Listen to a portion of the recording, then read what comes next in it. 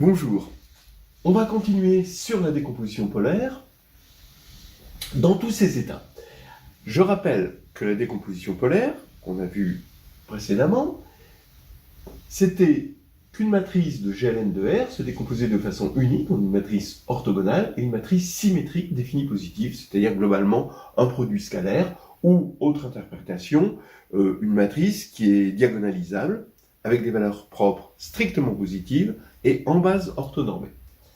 On a vu des interprétations, on va dire verticales, c'est-à-dire on a vu ce qui se passait, quelle était la décomposition polaire du groupe orthogonal complexe, du groupe linéaire complexe, du groupe OPQ réel, etc., etc.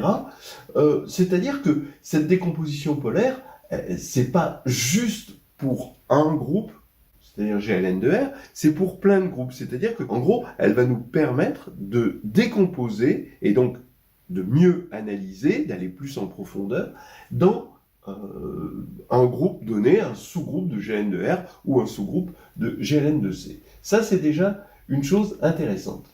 Mais maintenant, ce qu'on va voir, c'est plutôt quelque chose d'horizontal, c'est-à-dire les différents états de la décomposition polaire dans d'autres théories, dans d'autres façons d'aborder les choses. Donc je vais proposer une interprétation géométrique, une interprétation dans le sens de l'optimisation, dans le monde de l'optimisation dans un espace métrique, et une interprétation topologique de la décomposition polaire. Et bon, à chaque fois, ça peut fournir une nouvelle preuve, et en tout cas, ça fournit toujours une nouvelle vision, une nouvelle approche de la décomposition polaire. Donc, commençons par la géométrie. On va considérer dans Rn la sphère, dans Rn euclidien, pour sa norme euclidienne standard, on va regarder la sphère de rayon 1.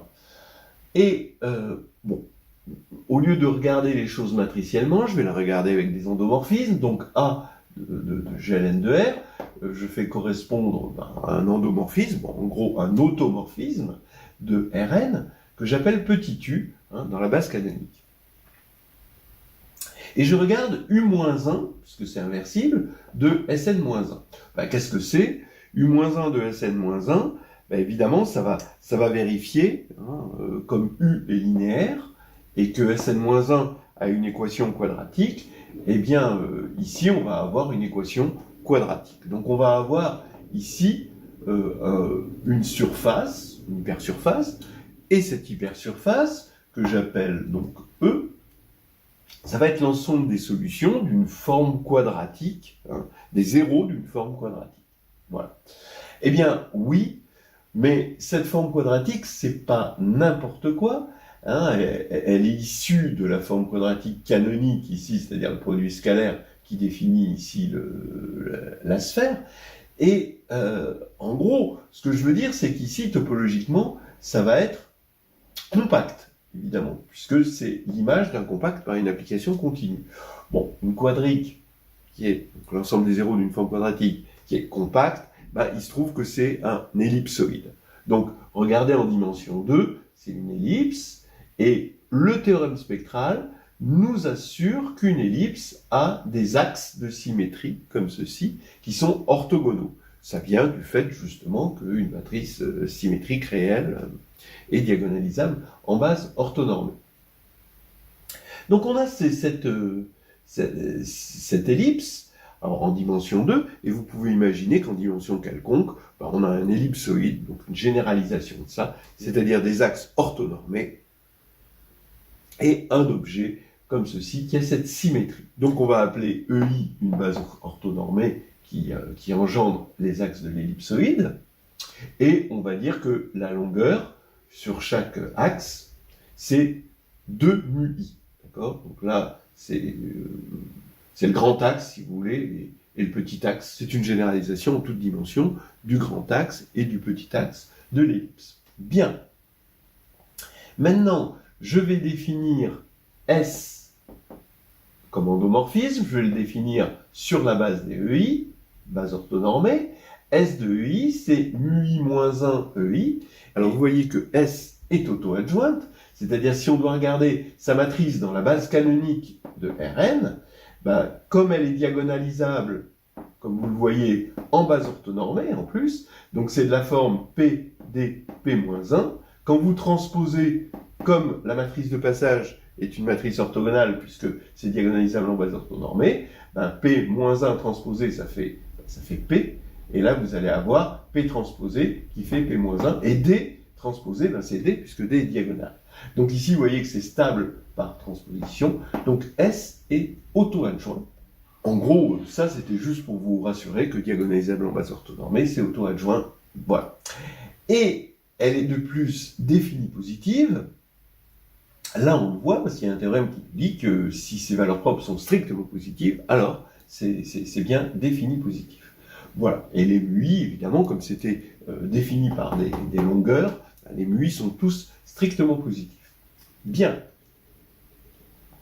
Et bien maintenant, quand je vais regarder S de E, de mon ellipsoïde, l'image directe, eh bien, ça fait que S de E, par construction, on va retrouver, puisque j'ai pris mu, là ici vous avez votre mu i, bah, vous multipliez par mu i moins 1, bah, vous allez retrouver votre sphère. Donc S de U moins 1 de Sn moins 1, c'est Sn moins 1. Ce qui veut dire que S U moins 1, je devrais mettre S rond U moins 1, d'accord, bon, ok, on a compris, eh bien, ça respecte la sphère, et respecter la sphère, ça revient à être un objet orthogonal, puisqu'on respecte la norme. Hein, puisqu'on respecte la sphère, par linéarité, on respecte la norme, et comme on respecte la norme, on est un endomorphisme orthogonal. Voilà, donc SU-1 appartient à ON, ce qui veut dire maintenant que je peux écrire U égale SU-1 moins 1 S, vous voyez, on simplifie par S, et puis il reste U, hein, évidemment, ça c'est évident. Et ici, SU-1 est dans ON, l'inverse est aussi dans ON, puisque ON est un groupe, fois S, et on retrouve notre décomposition polaire. Donc voilà une version, on va dire, géométrique, en utilisant des ellipsoïdes, de la décomposition polaire. En gros, c'est que le théorème spectral assure un ellipsoïde d'avoir des axes de symétrie orthonormés, et donc à partir desquels on peut retrouver la sphère en renormalisant. Voilà, alors maintenant on va passer à l'interprétation, optimisation dans un espace métrique. Oui, rappelez-vous de la décomposition polaire dans C étoile, puisqu'il faut quelque chose d'inversible. Vous avez Z, alors ça ce serait le plan complexe, Z un complexe, ça c'est le cercle unité, ça c'est 0, θ c'est l'argument de Z, eh bien Z égale ρ EIθ. Qu'est-ce que c'est que EIθ? C'est ce type-là, d'accord? Voilà Z et voilà EIθ. Voilà. Ben, qu'est-ce que ça veut dire? Vous voyez bien que EIθ, c'est le complexe le plus proche de Z qui a la contrainte de se retrouver sur le cercle unité. Une espèce de projection sur un compact strictement convexe. Bien. Alors ça, c'est intéressant. On va essayer de généraliser. En effet, on va prendre l'espace vectoriel des matrices, Mn de R, muni de sa norme quadratique. Donc la norme quadratique, d'accord, j'écris sa norme au carré, hein, n de m. J'aime mieux, comme ça, j'écris pas de racine carrée. N de m, c'est la somme des MIJ au carré, pour tous les IJ. Hein, les MIJ, c'est donc les coordonnées, hein, de la matrice. Bien. Il est fondamental de savoir écrire cette norme comme une trace. C'est la trace de M transposé M. Très bien. Et maintenant, qu'est-ce que je veux faire? Je veux minimiser la distance entre... Alors ici, j'aurai finalement à la place de Z, j'aurai une matrice A. Ici, à la place de mon EIθ, je vais avoir M. Pour l'instant, je ne sais pas encore que c'est O, mais j'impose que la distance ici soit minimale, alors que M appartient à ON. Voilà. Donc voilà, bon, c'est des choses qui se disent aussi avec les extrémas liés, les multiplicateurs de Lagrange, mais on va faire autrement. Donc allons-y. Il faut minimiser la distance, et donc la distance, c'est la norme de, finalement, la différence. Donc la trace de A moins M t fois A moins M, voilà, on regarde cette trace, et il faut minimiser ça. Alors, le côté pratique avec la trace, c'est sa symétrie, c'est que ça définit une forme symétrique. Avec le produit, on va pouvoir dire des choses. Regardez, vous avez trace, quand vous allez développer ça, vous allez avoir trace de A transposé A. Il va y avoir trace de A transposé M, moins, avec le signe moins, et la trace de M transposé A, toujours avec le signe moins, mais ça c'est égal, parce que la trace d'une matrice est égale à la trace de la transposée, donc il va y avoir moins 2 fois la trace de A transposé M. Et puis vous allez développer ici M transposé M, mais M transposé M c'est l'identité, puisque M est dans ON, et donc la trace de l'identité ça fait M. Donc vous voyez que ici vous avez ça qui est fixé au départ par A, ici vous avez ça qui est fixé par la dimension, donc il faut minimiser juste ça. Mais ça veut dire qu'il faut rendre maximal trace de A transposé M. Donc c'est ça qu'on va faire.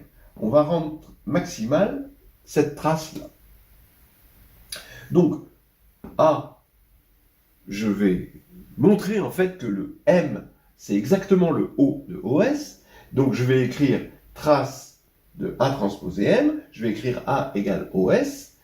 Donc quand je vais transposer A, ben, je vais avoir la transposée de S, mais ça c'est S, et la transposée de O, et ça c'est O-1 parce que O est orthogonal. Donc il faut que je rende maximale la trace de S O-1 M. S est diagonalisable en base orthonormée, donc c'est trace de P, D, la diagonale, P-1, O-1, M. Maintenant, je vais passer le P de l'autre côté, puisque la trace de AB est égale à la trace de BA. Ça, c'est très pratique. Donc ici, je vais avoir la trace de D fois N, avec N, ça va être P-1, O-1, M et P. Alors vous remarquerez que M est dans le groupe orthogonal, O est dans le groupe orthogonal, P, comme c'est une matrice de passage de base orthonormée, c'est dans le groupe orthogonal. Donc tout ça, comme le groupe orthogonal, comme son nom l'indique, c'est un groupe, N est dans ON. Donc je regarde la trace de DN, et je veux la rendre maximale, sachant que D, c'est une diagonale des lambda I, avec des lambda I positifs, hein, lambda II ou lambda I, je peux mettre lambda I, fois une matrice N qui, elle, est orthogonale, hein, avec des coefficients NIJ. Donc la trace de Dn, c'est la somme des lambda I NII. Mais, évidemment, les NII, comme ça c'est une matrice orthogonale, bah, ils sont tous, c'est des réels inférieurs ou égaux à 1. Et ici, on a lambda I qui est positif. Ce qui veut dire que bah, ça, c'est inférieur toujours à la somme des lambda I, c'est-à-dire la trace de D, ou la trace de S si vous préférez, parce que les lambda I sont positifs et que les NII sont inférieurs ou égaux à 1. Et le max va être atteint quand? Quand NII est égal à 1. Mais étant donné que c'est des matrices orthogonales, donc les colonnes sont de norme 1, si vous avez un 1 quelque part, tout le reste c'est 0. Parce que ça y est, vous avez joué tous vos jetons dans la norme. Et donc la matrice N, c'est juste la matrice identité. Parce que le reste, c'est que des zéros. Voilà. Donc ça veut dire que le max est atteint pour N égale l'identité, c'est-à-dire P-1, O-1, M, P égale l'identité. Quand vous passez P et P-1 de l'autre côté, ça fait O-1, M égale l'identité, et donc ça fait M égale O. C'était ça qu'il fallait démontrer. Alors, peut-être que vous remarquerez au passage que si A est dans GLN de R, cette décomposition est unique, mais on ne s'est pas servi du fait que A était dans GLN de R, ici. On s'est servi juste du fait que A est dans Mn de R. Ce qui veut dire que si A n'est pas inversible, alors il y a plusieurs décompositions polaires, ça on le sait, mais toutes ces décompositions polaires correspondent à un endroit où la distance est minimale. Regardez par exemple ici, qu'est-ce qui se passe dans C? Dans C, vous voyez que la décomposition polaire de 0, on prend quelque chose de non inversible dans C, donc il n'y en a qu'un, c'est 0. La décomposition polaire de 0, c'est ρ égale 0, et EIθ, un quartier libre. Ça peut être n'importe quel θ. Oui, vous voyez bien que ici, la distance est minimale pour tous les θ.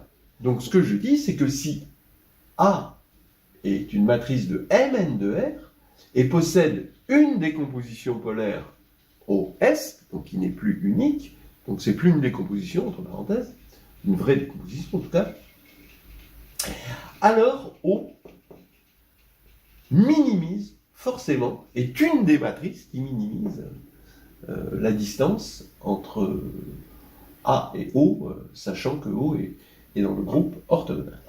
Voilà, je pense que j'ai déjà assez dit sur l'optimisation. Maintenant, on va passer, je trouve que c'est le plus joli, la partie topologique.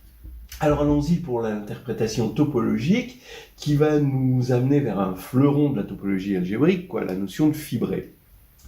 On a GLN de R qui agit par congruence sur l'espace vectoriel des matrices symétriques. C'est-à-dire que je vais avoir une application de GLN croix SN dans SN qui au couple AS associe AS à transposer. Ça correspond en gros, à transposition près, à un changement de base dans la forme bilinéaire associée à S.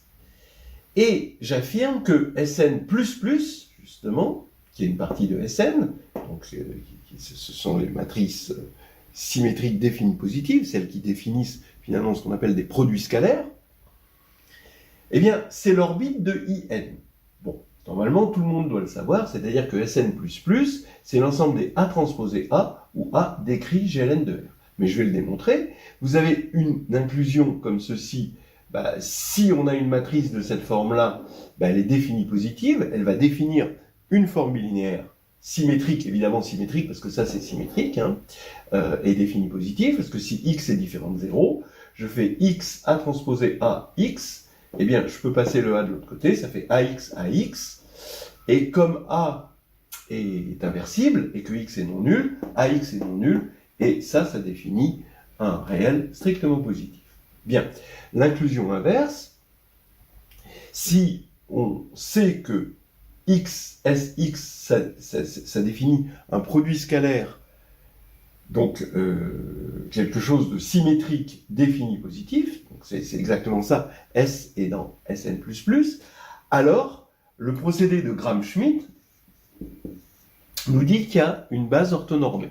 Dire qu'il y a une base orthonormée, ça veut dire que S se diagonalise en quelque sorte pour la congruence, et dans la nouvelle base, on va avoir l'identité qui correspond exactement à l'idée qu'on se fait d'une base orthonormée, d'un produit scalaire dans une base orthonormée. Puisqu'on va avoir que des 1 pour les normes, et les produits scalaires de EI, EJ, ça fait 0. Donc ça fait bien l'identité. Donc, modulo changement de base, donc on a bien S égale P transposé INP. Et c'est bien ce qu'on voulait. Donc, maintenant, qu'est-ce que j'ai démontré? J'ai démontré que GLN de R s'envoyait surjectivement sur Sn++ par A donne A transposé. Voilà. Bon, que ce soit A transposé A ou A transposé, c'est la même chose. Donc voilà. On a ceci. Qu'est-ce que ça veut dire tout ça? Ça veut dire que GLN de R agit sur Sn, et vous avez l'orbite de l'identité, c'est Sn++. Donc vous avez une application qui a A donne A identité A transposé, dont l'image, ça va être justement l'orbite, et maintenant, il faut regarder le stabilisateur. Le stabilisateur d'un élément.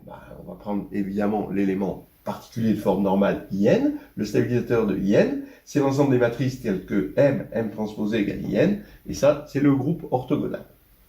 Donc en gros, GLN de R quotienté par ON est en bijection. Bon, ça c'est un théorème sur les actions de groupe qu'il faut bien connaître. avec Sn++. Mais pour des raisons topologiques qu'on peut voir dans le chapitre 2 de Nouvelle Histoire hédoniste de groupe et de géométrie, eh bien, ceci, c'est un homéomorphisme. Voilà. Et on va avoir ce qu'on appelle un fibré en groupe, c'est-à-dire une application qui est surjective, de base Sn++, voilà, et tel que pour tout élément de la base, la préimage ici, eh bien c'est une classe modulo ON. Voilà. C'est en tout cas homéomorphe à ON. Et on sait que c'est localement, ce truc-là, est localement trivialisable. C'est-à-dire que si on prend f-1 pour un certain ouvert, il existe un ouvert en quelque sorte de chaque point ici, tel que f-1 de U est homéomorphe à ON croix U. Voilà. Mais le problème avec les fibrés, c'est de savoir s'ils sont globalement, si c'est des fibrés triviaux, c'est-à-dire s'ils sont globalement trivialisables, c'est-à-dire est-ce que c'est juste l'application qui a OS donne S, vous voyez, avec là ici c'est homéomorphe à ON croix Sn++. C'est-à-dire, vous voyez, qu'on veut passer, comme souvent en mathématiques, du local au global. Alors, juste pour, comme ça, hein, vous avez R sur Z qui est homéomorphe à S1, vous avez envie de passer de l'autre côté, ce Z. Vous voyez, ce groupe Z, vous avez envie de dire, est-ce que R est homéomorphe, donc du coup, à Z croix S1, comme on a l'habitude de faire avec les opérations. Bon, bah non, en général, non. Donc, effectivement, localement, vous avez votre droite R qui s'enroule comme ceci, hein, on peut l'imaginer s'enrouler sur le cercle, et quand on va avoir, je prends une rouge, quand on va avoir ici un ouvert suffisamment petit, hein, eh bien ici, l'image réciproque, quand ça s'enroule, ça va être des petites choses comme ceci, voilà, hein, voilà. Vous le voyez bien, hein, d'accord? Donc ça va être un Z croix cet ouvert là. D'accord? Donc, localement, oui, c'est trivialisable. Mais, évidemment, c'est pas globalement trivialisable. C'est-à-dire que R n'est pas homéomorphe à Z croix S1. Puisque ça, c'est connexe, et ça ne l'est pas. Hein, puisque Z n'est pas connexe. Bien. Ok, alors qu'est-ce qu'on fait? Eh bien, on remarque que Sn++, c'est un convexe. On l'avait dit hein, précédemment, dans la première vidéo. Ici, vous avez un convexe. Ben oui, parce que l'idée d'être défini positif, c'est convexe presque par définition. Hein. Et donc, c'est un espace contractile, c'est-à-dire que vous avez une homotopie de cet espace vers un point, quand c'est convexe, vous pouvez tout ramener en un point de façon continue. Et sur un espace contractile, un fibré est trivialisable. Alors, trivialisable, ça ne veut pas dire que c'est facile de le trivialiser, mais on sait qu'on peut le faire. Voilà. Et donc, GLN de R est homéomorphe à ON croix Sn++. Voilà. Bon, vous n'avez peut-être pas compris la fin, tous, parce que ça, c'est pas vraiment du programme général de master, mais peut-être que ça vous aura sensibilisé à la notion de fibré, et sur cette notion que si A sur B égale C, est-ce que A est égal à B fois C? Et ça, c'est quand même intéressant, parce que c'est quelque chose qu'on fait depuis qu'on est tout petit, et tout d'un coup, on l'a avec des groupes agissants, et on peut se poser cette question. Voilà, l'idée, c'est d'avoir un espace contractile, et là, on est sûr que ça marche. Et c'est un des fleurons de la topologie algébrique d'analyser ces choses-là et de regarder quelles sont les obstructions à avoir un fibré trivialisable. Voilà, on va s'arrêter là. C'était la décomposition polaire dans tous ses états.